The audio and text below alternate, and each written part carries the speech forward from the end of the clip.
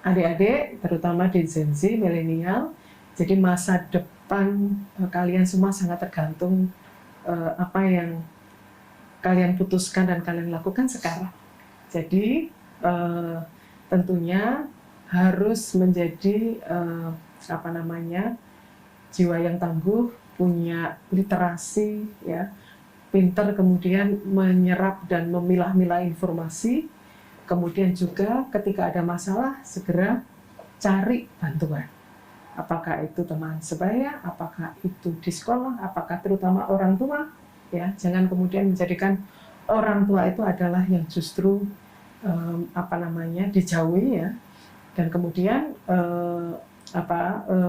carilah kegiatan-kegiatan yang itu kemudian bisa membangun potensi dan tentunya mental adik-adik semuanya itu menjadi lebih baik. Jadi jangan gunakan waktu sepenuhnya dengan handphone karena dunia di luar handphone itu ya banyak menariknya. Kalau mau suka jalan-jalan, suka lari, sekarang sudah semuanya suka lari. Kalau lari itu ketemu dengan banyak orang, berolahraga. Yang suka main-main ke gunung, ya itu sekarang juga banyak kegiatan ke sana, sepeda atau apapun, atau kegiatan pramuka atau kegiatan-kegiatan yang menyangkut hobi, itu adalah bagus, dan sehingga waktu kita tidak hanya banyak dengan mengkonsumsi di sosial media saja.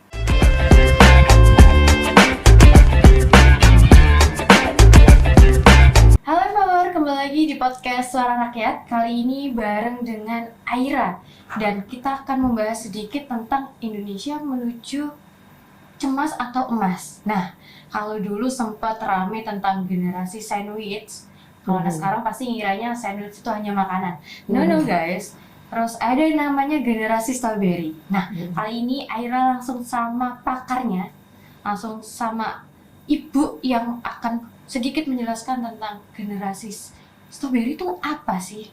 Kali ini Aira tidak sendiri, Aira ditemani oleh Ibu Erma Susanti dari Komisi B, anggota DPRD Provinsi Jawa Timur. Selamat datang Ibu. Assalamualaikum warahmatullahi wabarakatuh. Ibu, menurut Bu Erma nih, generasi strawberry di zaman sekarang itu seperti apa? Ya, jadi istilah strawberry generation itu oleh yang dikenalkan di sini, ini istilahnya dari orang luar, ya, tapi Prof. Renat Kasali itu yang kemudian menginkan kembali melalui bukunya, bahwa karena beliau yang mengamati perkembangan generasi, ya, angkatan kerja, kemudian apa dampaknya nanti pada pertumbuhan ekonomi dan sebagainya, yang mana memang disebut strawberry itu kan buah, ya. Betul. Buah yang merah, ranum, kalau semakin merah semakin ranum, pengen gigit gitu, ya. Jadi dari tampilannya itu sudah sangat menarik, tapi kalau kemudian jatuh atau kena benda itu langsung lembek, karena memang merah merona tapi rentan. Ya. Nah, itulah yang kemudian digambarkan oleh Prof. Renat Kasali, itu adalah generasi sekarang. Jadi generasi sekarang itu terutama Gen Z, ya, milenial dan Gen Z itu pinter-pinter, ya, cepat dalam transform teknologi, ya, cepat dalam hal-hal yang kemudian menyangkut terkait dengan pengetahuan, skill, gitu, ya, karena memang selama daur hidupnya itu teknologi sudah berkembang luar biasa. Mereka hidup dalam perkembangan teknologi yang luar biasa, serba cepat, serba instan, tidak pakai nunggu, yang kemudian karena mereka hidup dalam itu, makanya mereka itu sangat cepat sekali untuk mendapatkan skill itu.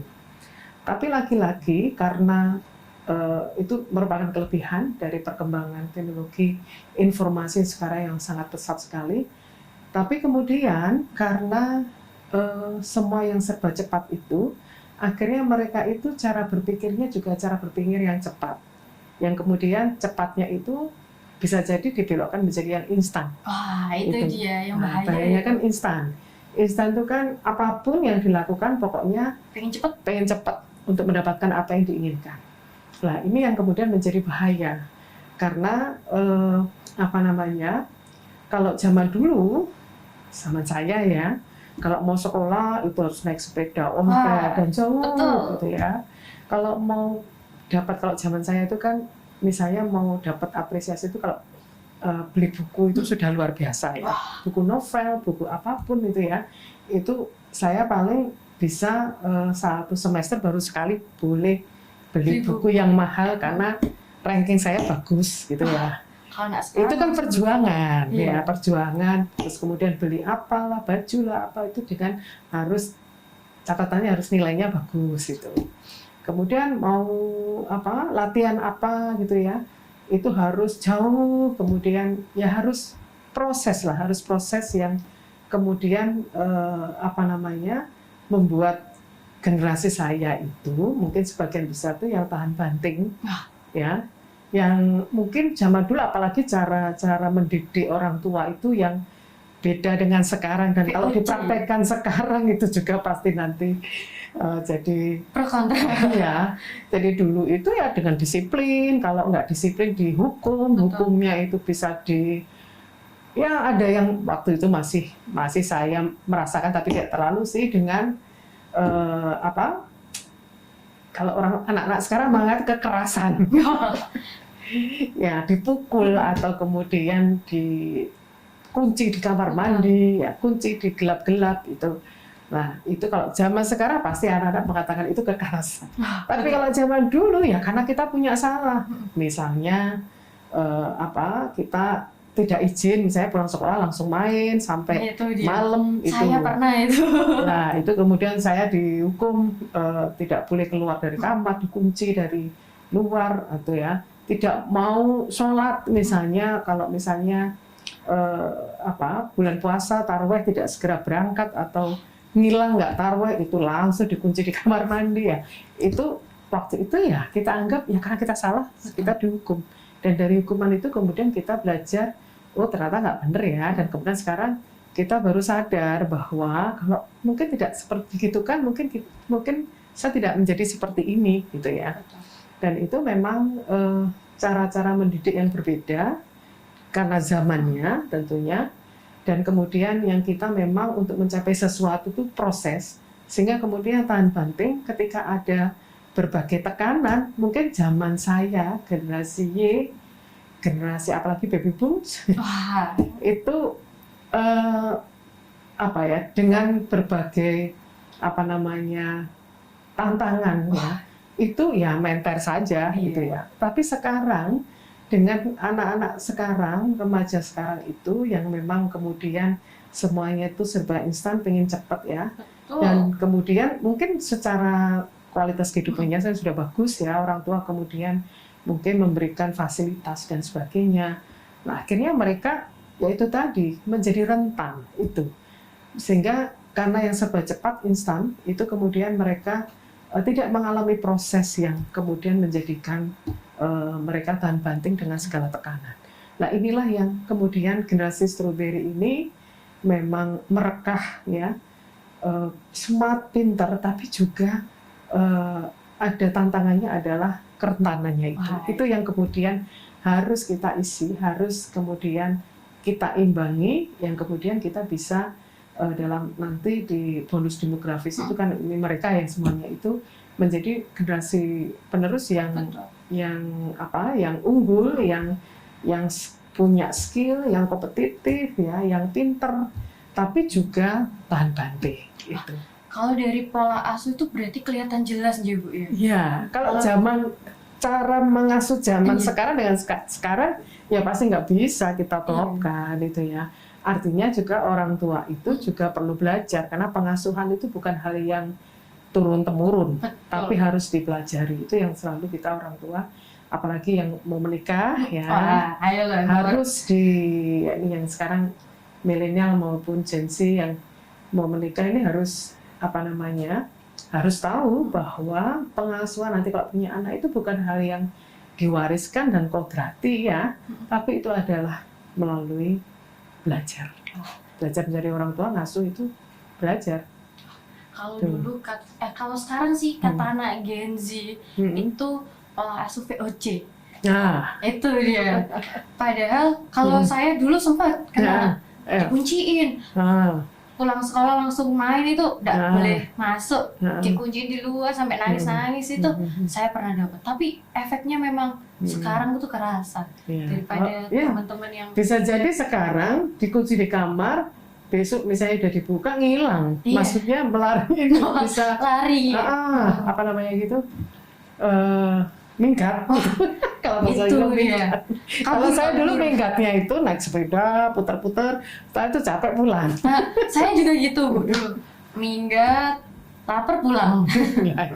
Nah sekarang bahaya kan kalau anak minggat kemudian ketemu dengan komunitas yang tidak buruk jelas gitu ya, akan nanti bisa bahaya, apalagi situasi sekarang. Berarti dari kesehatan mental juga sangat rentan juga. Iya, karena kerentanan tadi, karena memang zamannya sudah berbeda, ya artinya bahwa ada pengaruh teknologi informasi dan sebagainya, yang kemudian memang ini menjadi tantangan kita, yang sehingga kita kerentanan ini harus kita mulai dari awal ini antisipasi, sehingga anak-anak muda itu tidak kemudian menjadi generasi yang lembek. Sedikit-sedikit kemudian merasa bahwa mendapat tekanan dan kemudian setelah itu drop, ya bukan kemudian menyelesaikan tapi drop yang kemudian pasti akan mempengaruhi kehidupan kualitas hidupnya nantinya. Sebenarnya Aira tuh pengen tahu indikator utamanya, terutama yang paling nyata itu apa. Tapi yang Power, jangan kemana-mana, tetap di podcast Suara Rakyat.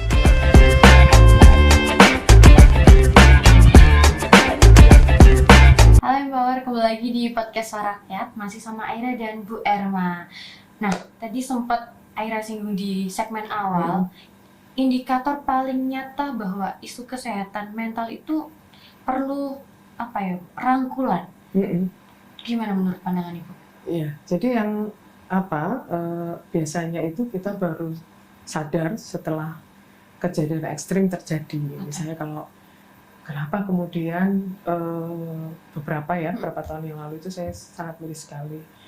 Ada di dapil saya itu anak SMA itu bunuh diri, dan di surat-suratnya itu ya karena dia merasa tidak bisa membahagiakan orang tuanya karena tidak masuk pada nilainya itu bagus untuk masuk ke perguruan tinggi yang yang diinginkan oleh orang tuanya. Itu sampai kemudian memutuskan itu. Kemudian juga ada yang di Malang atau di mana itu yang kemudian juga bunuh diri karena dia mendapatkan masalah dengan pasangannya dan tidak bisa bantuan kemana ya, yang kemudian akhirnya memutuskan untuk mengakhiri hidupnya. Ya, jadi dia korban kekerasan dalam pacaran gitu ya, yang kemudian mungkin dia hamil atau yang kemudian dia tidak tahu harus mendapatkan, kalau ke orang tuanya nanti dimarahin, membuat orang tuanya sedih, itu dia kepikiran sehingga akhirnya dia di Malang ya waktu itu ya yang hamil, yang kemudian mengakhiri hidupnya lah. Seperti ini yang kemudian itu yang ekstrim ya. Tapi yang kemarin saya ketemu dengan waktu kita melakukan rapat KPJ itu dengan pihak kesehatan, dinas kesehatan dan rumah sakit di Jawa Timur, beberapa rumah sakit di Jawa Timur. Dari rumah sakit Menur itu direkturnya mengatakan bahwa yang datang ke mereka sekarang itu lebih banyak anak-anak usia muda yang mencari pertolongan, mencari agar mereka sembuh gitu ya, agar mereka itu ingin mendapatkan layanan untuk kesehatan mental itu. Nah ini yang kemudian satu sisi kita senang karena ada kesadaran bahwa mereka mengalaminya dan segera mencari pertolongan.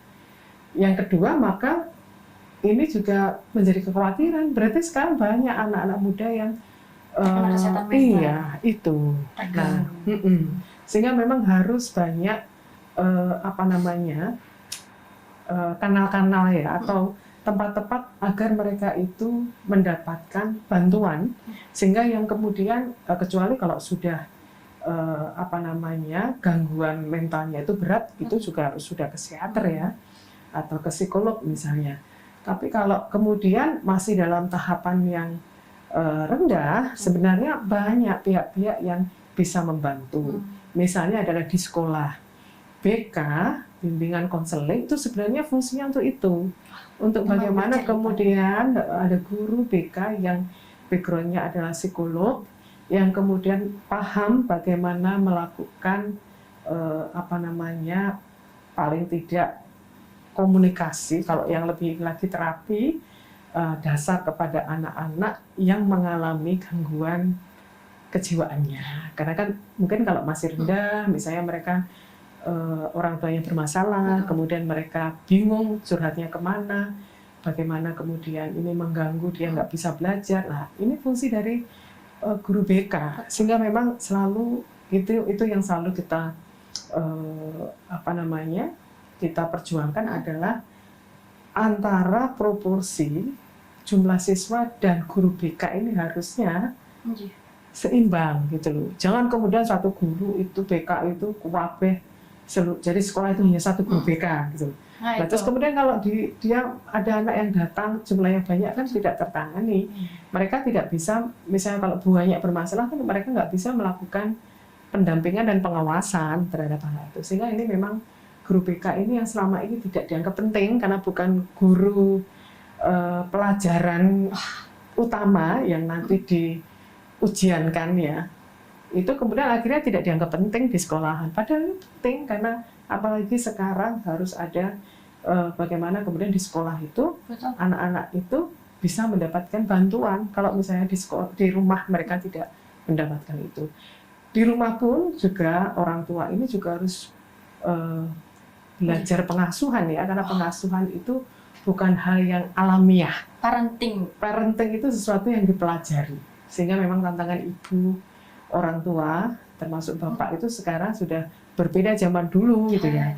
Sekarang harus belajar apa itu gangguan pada anak, gangguan kejiwaan pada anak-anak itu apa saja. Kemudian kalau misalnya anak-anak itu murung harus dirangkul, di kamar terus, nggak mau bersosialisasi, itu wajib ditanyakan itu. Kemudian nggak punya teman, nah itu harus didekati dan ditanya dan kemudian bersama-sama untuk mencari cara agar mereka bisa diterima. Karena biasanya kalau murung, kayak ini nggak punya teman, itu kan rentan bullying ya. Betul. Nah, apalagi ini zaman kalau sekarang. misalnya sudah dari rumah itu peka, itu bisa menguatkan anak ini sehingga tidak kemudian kalau dibully itu kemudian bisa mengatasi caranya gimana sih kalau dibully. Bisa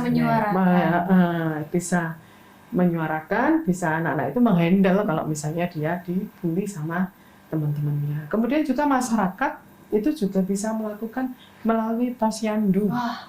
Posyandu remaja itu sebenarnya ada. Oh, sudah ada. Ada posyandu itu kan ada posyandu hamil, betul, hamil. ibu hamil, posyandu balita, posyandu lansia dan posyandu remaja. Oh, bukan keluarga malah. Remaja. Lah, ini sebenarnya bisa diaktifkan di posyandu itu kalau kemudian dilatih paling tidak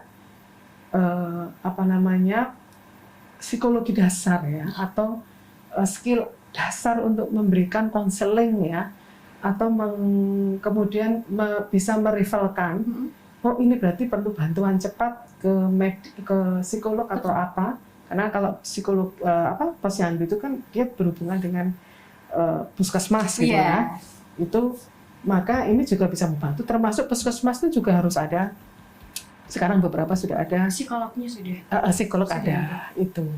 Nah, ini yang kemudian kalau di posyandu itu jalan, karena kalau posyandu itu kan tiap bulan ada posyandu balita. Nah, setiap bulan kalau ada posyandu remaja Karang Tarunanya itu dikumpulkan. Kalau misalnya ada masalah, kemudian bisa direferkan ke puskesmas, karena di puskesmas sekarang apalagi di Surabaya itu sudah ada psikolognya. Itu. Nah, ini kan berarti banyak yang sebenarnya bisa membantu ini. Nah, ini yang tentunya kita pertama adalah melakukan edukasi kepada orang tua agar paham ini perkembangan-perkembangan terkait dengan bagaimana secara psikologis generasi Gen Z ini menjadi generasi yang rentan tadi, sehingga kita perlu ada upaya-upaya untuk mengantisipasi hal-hal yang buruk pada mereka.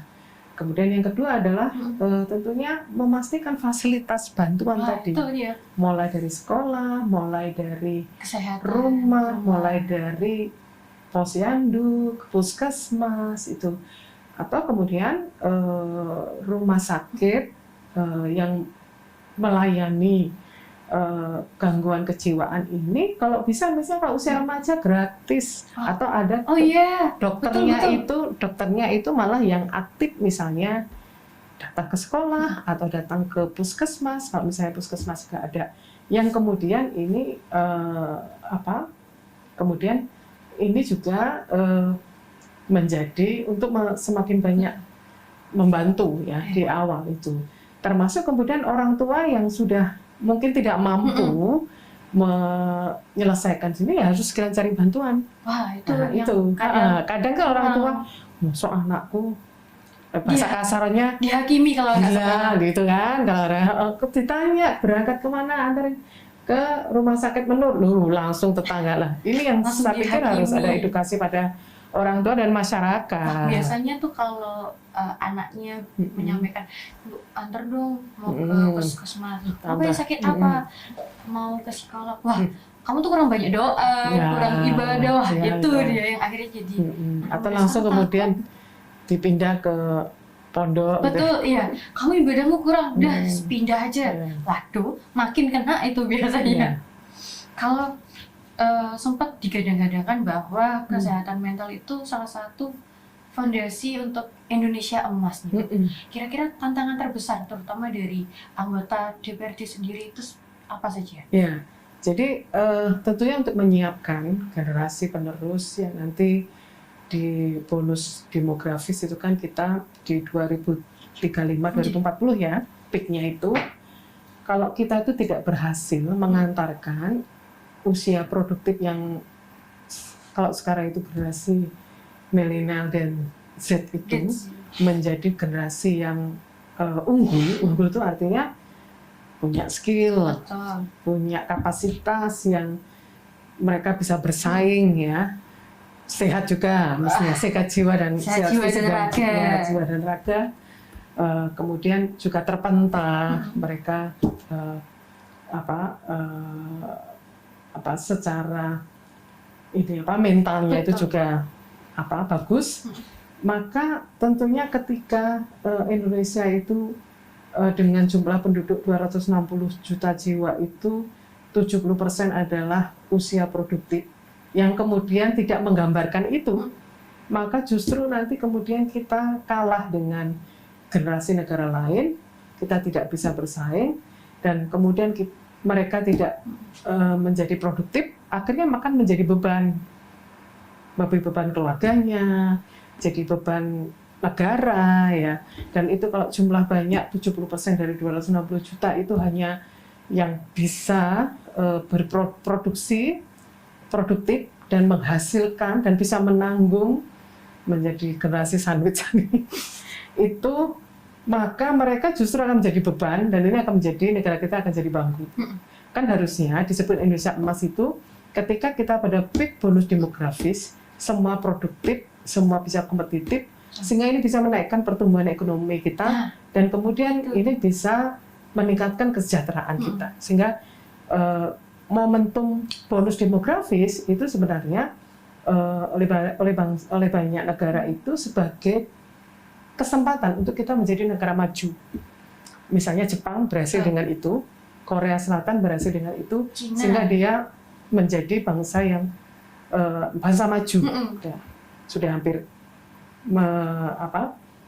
negara-negara Eropa itu sudah mau dilampaui ya, karena mereka menyiapkan itu, anak-anaknya, generasi mudanya, remajanya itu betul-betul mereka siapkan sehingga ketika mereka punya banyak usia produktif itu kemudian dari semua sektor, mulai sektor industri, sektor informal, industri kreatif, itu mereka bisa maksimalkan sehingga akhirnya mereka mendapatkan banyak value ekonomi dari situ. Kayak misalnya kita lihat sekarang industri kreatif mana sih ya, kalau nggak Korsel, Jepang, sekarang Cina.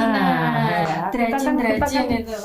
Kita kan konsumennya itu kan. Saya juga. Dan itu luar biasa perputaran industri kreatif ekonomi di situ. Nah itu kan semua anak muda itu yang yang menjadi pelaku di industri kreatif. Kalau industri kreatif pasti anak muda. Jadi berarti kan bisa mentransfer yang jumlah penduduk banyak, tapi kemudian mereka bisa menciptakan lapangan-lapangan pekerjaan baru sehingga menyerap tenaga kerja banyak, sehingga akhirnya yang nganggur juga sedikit. Itu kalau di Jepang tuh nggak ada yang nggak nganggur. Iya, sampai lansia-lansia pun juga masih bekerja loh. Iya, itu. Nah ini kan berarti mereka optimal gitu. Nah, ini yang kemudian akhirnya meningkatkan kesejahteraannya. Nah ini kemudian kalau kita di bonus demografis ini tidak kita siapkan dan kita gagal, nanti di aging population itu kalau sudah bonus demografis banyak yang produktif, setelah itu kan banyak yang kemudian usia tuanya banyak, lansianya banyak. Lah itu tambah serem lagi kita itu.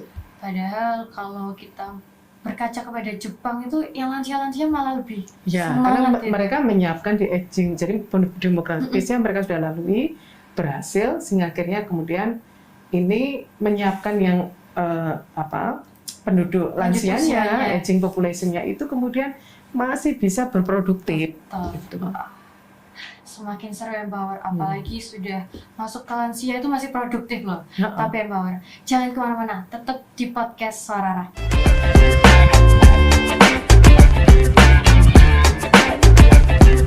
Halo Empower, masih sama Aira dan Bu Erma. Kalau tadi kita kan sempat membahas sedikit dan menyenggol tentang kesehatan mental, generasi sandwich dan strawberry yang kesentuh dikit sudah lembek banget itu. Saya juga sebenarnya Empower. Nah, kita geser dikit ke solusi kolektif untuk generasi tangguh dan berdaya.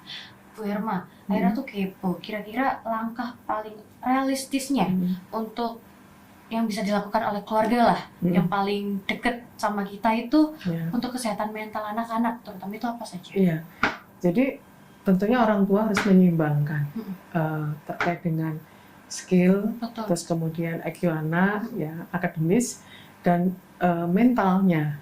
Sehingga kemudian, ini pengalaman saya ya, yang saya lakukan, itu adalah bagaimana yang membuat anak itu keluar dari rumah, berkegiatan tentunya yang positif, misalnya olahraga.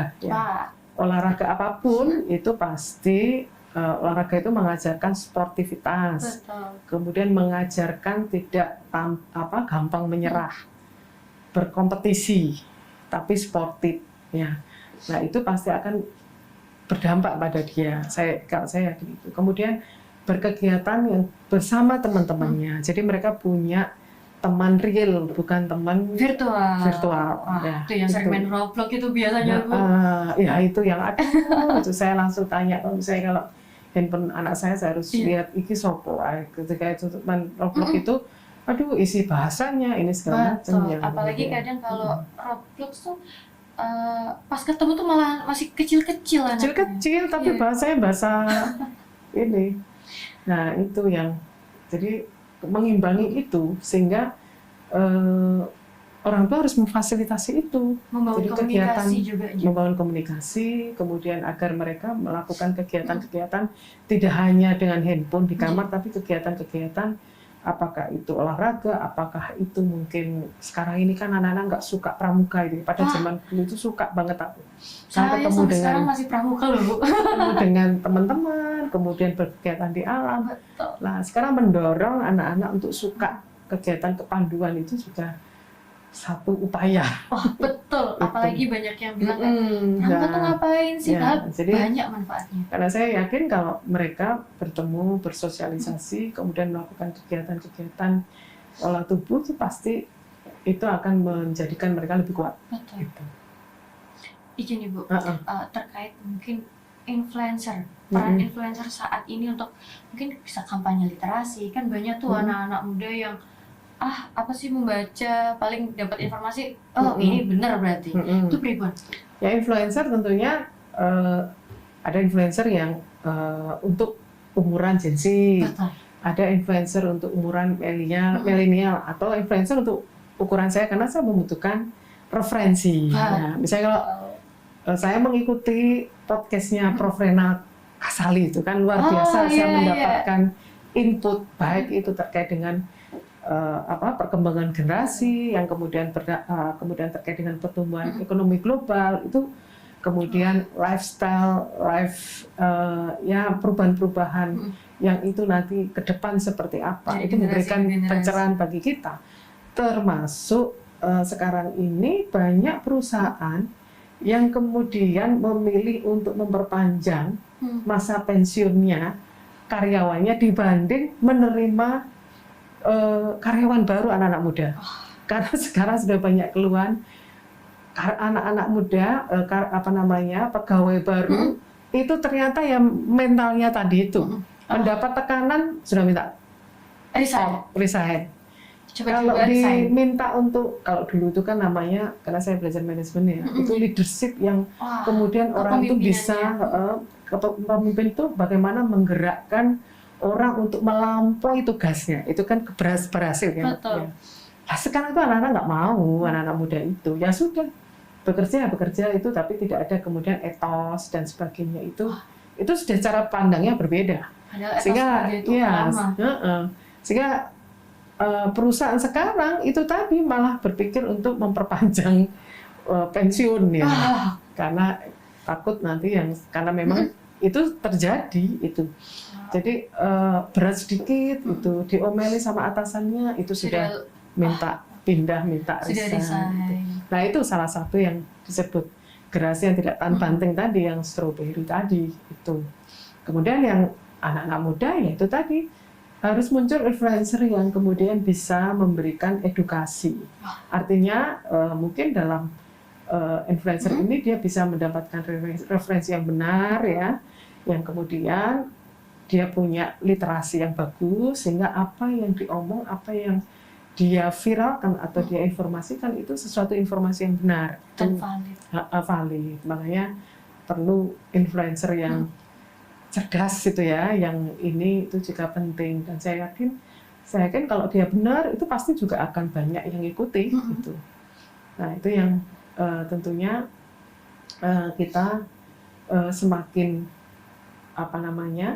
melakukan edukasi dan literasi ini adalah bagian yang semua pihak harus dilakukan. Jadi benar-benar harus dikawal. Ya. Tidak hanya mungkin teman-teman yang sering bikin story fatherless itu, peran ayahnya hilang, itu kan, itu masih sering banyak banget loh, Bu. Ya artinya nggak apa-apa, artinya bahwa karena itu kan juga dalam ilmu psikologi kan juga ada, kalau anak itu tidak mendapatkan yang akan lebih baik kalau dia mendapatkan kasih sayang yang sama antara ayah dan ibu itu, sehingga dia punya role model yang bagus gitu. Tapi ya kemudian ketika dia tidak mendapatkan, bukan berarti kemudian menyalahkan keadaan dan sebagainya, tapi cari bantuan. Dan tentu bantuannya juga harus tersedia, sehingga kemudian dia bisa mengatasi itu dan kemudian dia bisa menang dari itu dan mendapatkan kehidupan yang tentunya yang bagus seperti yang diinginkan dan dicita-citakan. Kalau bagaimana caranya kita bikin misal narasi yang baik, kan sekarang tuh banyak yang kayak influencer yang bermasalah, terus teman-teman menerapkan kayak cancel culture aja, udah nggak usah dipakai, tutup di blacklist gitu, pribadi Bu. Ya artinya itu gerakan yang tentunya kalau memang influencernya itu hanya menghasilkan sampah, ya kenapa tidak? Betul. Karena itu jangan sampai kemudian meracuni yang lain gitu kan? Itu jadi gerakan yang menurut saya juga bagus. Tapi kalau memang itu memang dimaksudkan seperti itu, artinya bahwa netizen itu kan juga mereka artinya kan juga tidak hanya sebagai tidak hanya sebagai haters atau followers ya. Betul. Jadi kalau followers bukan kemudian serta-merta karena idola, tapi juga juga harus bahwa ini bagus enggak sih untuk orang lain untuk dikonsumsi, untuk anak-anak dikonsumsi itu bagus enggak sih, karena ya kayak namanya di media sosial, di TikTok dan di IG itu kan mana yang viral, mana yang ini, kemudian orang melihat semuanya tanpa ada saringan gitu lah. Nah kalau yang netizen yang pintar ya itu tadi, kalau memang menganggap bahwa influencernya itu kemudian bisa menyebabkan anak-anak kita itu mencontoh yang tidak bagus, ya menurut saya setuju gitu. Jadi tidak, kita mengurangi sampah di media sosial itu penting, karena sebenarnya kan negara lain itu justru kemudian membatasi ya. Jadi misalnya anak-anak itu hanya dibatasi untuk jam-jam tertentu, untuk bermain HP, ya jam-jam tertentu, kemudian aplikasi apa saja. Nah itu harusnya yang menuju ke situ untuk menyiapkan generasi itu, dia lebih fokus, dia lebih ini gitu ya, menjaga anak-anak dari yang mendapatkan informasi dan konsumsi media sosial yang justru membuat mereka menjadi ramah gitu. Menurut panjenengan sebelum terakhir nih Bu, kira-kira prioritas utama, misal kayak ada yang harus dirumuskan untuk ini kan kita mau menuju Indonesia Emas 2045, kira-kira apa saja prioritas utamanya? Karena kalau saya kan di pemerintahan daerah ya, karena DPRD itu adalah bagian dari pemerintahan daerah provinsi. Jadi tentunya pemerintah harus hadir tentunya memberikan fasilitas, memberikan edukasi di tempat-tempat atau di kesempatan mana saja yang efektif untuk memberikan literasi dan kesadaran kepada semua pihak, orang tua, anak-anak muda, pemangku pejabat yang menangani ya, sehingga kemudian ada dua hal. Pertama adalah edukasi, yang kedua adalah fasilitas. Sehingga kalau yang saya tadi memberikan bahwa fasilitas mulai di tingkat sekolah, karena waktu anak itu kan di sekolah, kemudian di keluarga dan di masyarakat. Jadi lalu di sekolah, kemudian di masyarakat itu ada posyandu ya, kemudian puskesmas itu juga ramah terhadap anak muda yang mengalami gangguan jiwa ya, itu kemudian rumah sakit, layanan kesehatan, semuanya baik itu tenaga maupun fasilitasnya itu memadai itu, sehingga kemudian kita bisa memberikan akses kepada mereka ketika mengalami masalah kejiwaan itu. Terakhir nih Bu, sebelum kita menutup episode kali ini, mungkin Bu Erma bisa kasih pesan-kesan untuk pesan-pesan lah untuk anak muda yang sedang mengalami generasi strawberry atau generasi sandwich. Jadi adik-adik, terutama di Gen Z, milenial, jadi masa depan kalian semua sangat tergantung apa yang kalian putuskan dan kalian lakukan sekarang. Jadi tentunya harus menjadi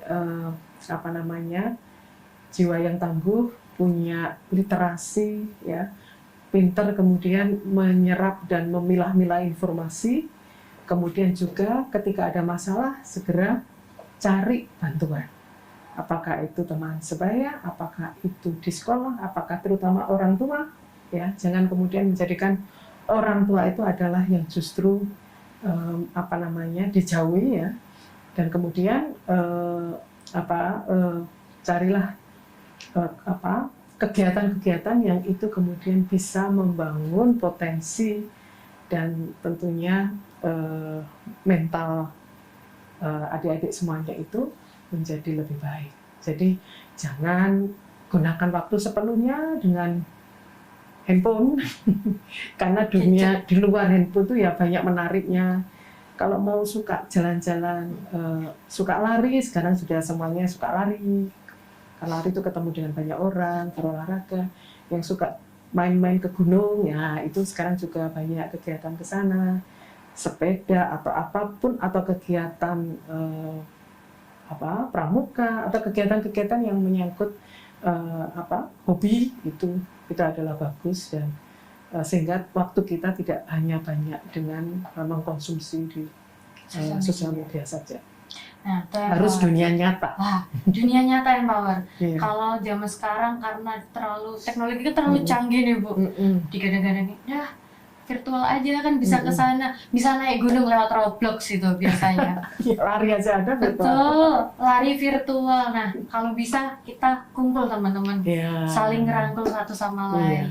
Biar generasi Gen Z ini loh, tidak dibilang generasi strawberry lah. Disentuh dikit, melewat ya sudah. Nah, terima kasih Bu Erma sudah Sama-sama. menemani beberapa menit yang wah.